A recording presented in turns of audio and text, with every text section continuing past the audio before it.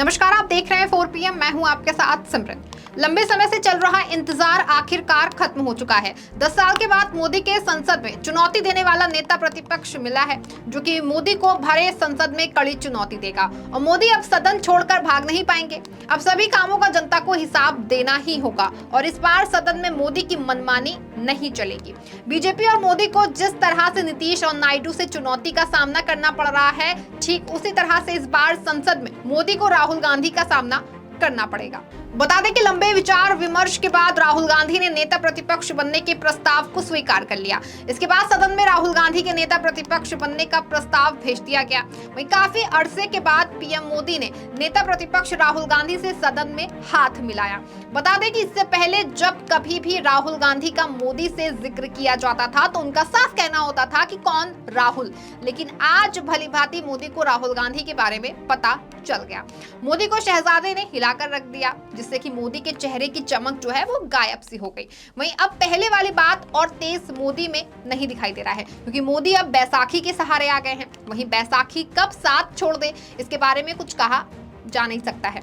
बता दें, बहुत लंबे समय के बाद अब सदन में मोदी को जवाब देना होगा। बिना जवाब दिए काम भी नहीं चलेगा और किसी भी मुद्दे पर चुप्पी भारी पड़ जाएगी।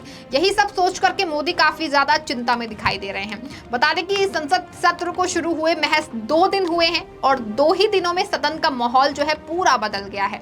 वहीं राहुल गांधी के नेता प्रतिपक्ष बनने को लेकर के इंडिया गठबंधन घटक दलों ने खुशी जाहिर की है। आपको बता दें कि राहुल के प्रस्ताव को स्वीकार करने को लेकर एनडीए में खलबली मची हुई है।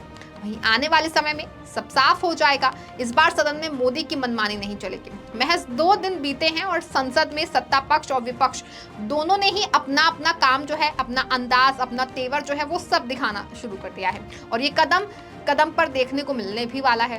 लोकसभा स्पीकर का चुनाव से लेकर संविधान पर तकरार तक। आपको बता दें, लोकसभा चुनाव में कांग्रेस इंडिया गठबंधन का अघोषित रूप से अगुवाई कर रही थी और अब नेता प्रतिपक्ष का नेता बनकर राहुल गांधी जो है वो संसद में विपक्षी दलों का नेतृत्व कर रहे हैं। और स्पीकर का चुनाव सत्ता पक्ष में 2-2 हाथ करने से पहले आपसी जोर आजमाइश का जरिया बना है। वहीं ये तो तय था कि स्पीकर एनडीए का ही बनेगा, लेकिन विपक्ष को भी अपनी मजबूती दर्ज करानी थी। ऐसे तो नहीं जाने देंगे। वहीं लगे हाथ ये भी पता चल जाएगा कि कोशिश रही कि विपक्षी गठबंधन अभी ही लुढ़क तो नहीं गया। नतीजा जो होना था वही हुआ। बीजेपी और एनडीए के ओम बिरला फिर से लोकसभा के स्पीकर बन गए। और इस बार नरेंद्र मोदी अपने तीसरे कार्यकाल में कब तक प्रधानमंत्री रहेंगे और किस तेवर के साथ काम करेंगे, ये अब नीतीश कुमार और चंद्रबाबू नायडू पर निर्भर करेगा। बता दें, पिछले 2 बार से केंद्र में बीजेपी को अपने दम पर बहुमत मिल रहा था, लेकिन इस बार किसी तरह एनडीए को मिला है। ऐसे में मोदी को अपने कई एजेंडे किनारे रखने पड़ेंगे। बीजेपी को लेकर के केवल 240 सीटों पर जीत मिली है और बहुमत के लिए 272 का आंकड़ा चाहिए। हालांकि एनडीए के 293 सीटें मिली और मोदी बैसाखी के सहारे तीसरी बार प्रधानमंत्री बन गए हैं। बता दें कि नरेंद्र मोदी के लिए ये स्थिति जो है बहुत सहज नहीं है। बतौर प्रधानमंत्री नरेंद्र मोदी अपने पहले 2 कार्यकाल में काफी कमजोर स्थिति में थे। नरेंद्र मोदी के पास गठबंधन सरकार चलाने का अनुभव भी नहीं है। गुजरात में जब वो मुख्यमंत्री थे तब भी प्रचंड बहुमत वाली सरकार थी। हकीकत ये है कि बीजेपी की कमान मोदी के पास आने के बाद से एनडीए का कुनबा जो है वो छोटा होता गया। अकाली दल और शिवसेना बीजेपी के दशकों पुराने सहयोगी रहे थे, लेकिन दोनों बहुत पहले ही अलग हो गए। इस बार नरेंद्र मोदी तीसरी बार प्रधानमंत्री तो बन गए, लेकिन मोदी को सरकार चलाने के लिए सबको साथ लेकर चलना होगा। उनके सामने चंद्रबाबू नायडू और नीतीश कुमार को अपने साथ लेकर चलना सबसे बड़ी जिम्मेदारी और चुनौती है। ये दोनों नेता कब पलट जाएं, कुछ कहा तो जा नहीं सकता है। बता दें कि नरेंद्र मोदी के दिल्ली आने के बाद नीतीश कुमार और नायडू के संबंध बीजेपी से बहुत कड़वाहट भरे भी रहे हैं। नायडू और नीतीश 2014 में नरेंद्र मोदी की पहली बार प्रधानमंत्री बनने पर बीजेपी के विरोधी खेमे में रह चुके हैं और इस लोकसभा चुनाव से ठीक पहले एनडीए में वापसी की है। वहीं सभी चुनौतियों का सामना मोदी इस बार सदन से लेकर के प्रधानमंत्री पद तक कैसे कर पाएंगे, इसका अंदाजा लगा पाना काफी मुश्किल है। वहीं इन सभी चुनौतियों का पहले से सामना कर रहे नरेंद्र मोदी को अब सबसे अधिक डर राहुल गांधी की चुनौती का सता रहा है कि सदन में राहुल गांधी के प्रहार का जवाब कैसे देंगे, क्योंकि इस बार विपक्ष काफी मजबूत स्थिति में है और राहुल गांधी की सदन में पावर भी बढ़ी है, जिसको लेकर के सत्ताधारी बीजेपी खेमे में खलबली मची है और मोदी परेशान दिखाई दे रहे हैं। उनके चेहरे जो है वो साफ साफ दिखाई दे रहे हैं उनके चेहरे से, और मोदी के चेहरे में पहले से चमक भी नहीं रह गई है। और पूरे विपक्ष में जो है वो मोदी को अकेले दम पर राहुल गांधी ने समय समय समय पर चुनौती भी दी है। और लोकसभा चुनाव 2024 में राहुल गांधी के दाव से मोदी चारों खाने चित हो गए हैं। उन्होंने जो सोचा था उसका सपना राहुल गांधी ने पूरा नहीं होने दिया और बीजेपी सहित मोदी की परेशानी को बढ़ा के रख दिया है। बता दें कि आंध्र प्रदेश के मुख्यमंत्री चंद्रबाबू नायडू और बिहार के मुख्यमंत्री नीतीश कुमार बीजेपी के नेतृत्व वाली एनडीए के प्रमुख सहयोगी दल हैं और देखा जाए तो सरकार पर अंकुश रखने के लिए चाबुक भी इनके हाथों में ही है।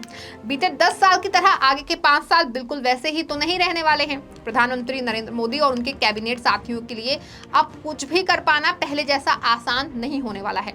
नई सरकार का कोई भी बड़ा फैसला नीतीश कुमार और चंद्रबाबू नायडू की सहमति से ही हो पाएगा। ये भी करीब करीब वैसे ही होगा जैसे एनडीए के सहयोगी दलों के दबाव में वाजपेयी आडवाणी वाली बीजेपी राम मंदिर के एजेंडे पर पीछे हटकर बीच का रास्ता अपनाती थी और जिस अंदाज में बीजेपी नेताओं के भाषण हुआ करते थे, बीजेपी का चुनाव घोषणा पत्र वैसा बिल्कुल नहीं होता था। वहीं नेता प्रतिपक्ष राहुल गांधी का रोल ठीक नीतीश कुमार और चंद्रबाबू नायडू जैसा तो नहीं होगा, लेकिन चैलेंज मिलता जुलता ही रहेगा। वहीं राहुल गांधी और नीतीश नायडू के एक्ट में एक बुनियादी फर्क ये होगा कि नीतीश और नायडू की भूमिका हमेशा ही सहयोगी होगी, जबकि राहुल गांधी की भूमिका बात बात पर विरोध जताने वाली ही होगी और ये उनका हक भी है। और जब कभी भी नंबर की बात होगी, नीतीश नायडू की बदौलत प्रधानमंत्री नरेंद्र मोदी भी भारी पड़ेंगे, लेकिन राहुल गांधी विरोध की आवाज जरूर बने रहेंगे।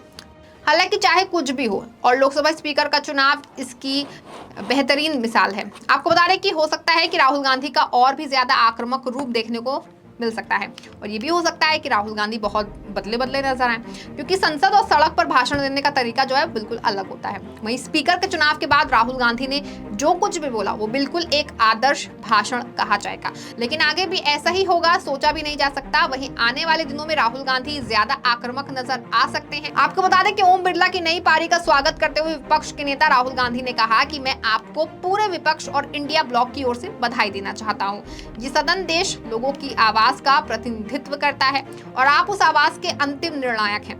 सरकार के पास राजनीतिक ताकत है, लेकिन विपक्ष भी भारत के लोगों की आवाज का ही प्रतिनिधित्व करता है और इस बार विपक्ष ने पिछली बार की तुलना में लोगों की आवाज का काफी ज्यादा प्रतिनिधित्व पाया है। और राहुल गांधी ने वादा किया है कि विपक्ष आपके काम करने में आपकी सहायता करना चाहेगा। हम चाहते हैं कि सदन अक्सर और अच्छी तरह से काम करे और ये बहुत महत्वपूर्ण है कि सहयोग विश्वास के आधार पर हो।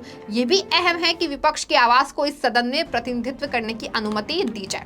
वहीं ये तो अभी साफ साफ नजर आ रहा है कि विपक्ष का तेवर जो है वो आगे कैसा होने वाला है।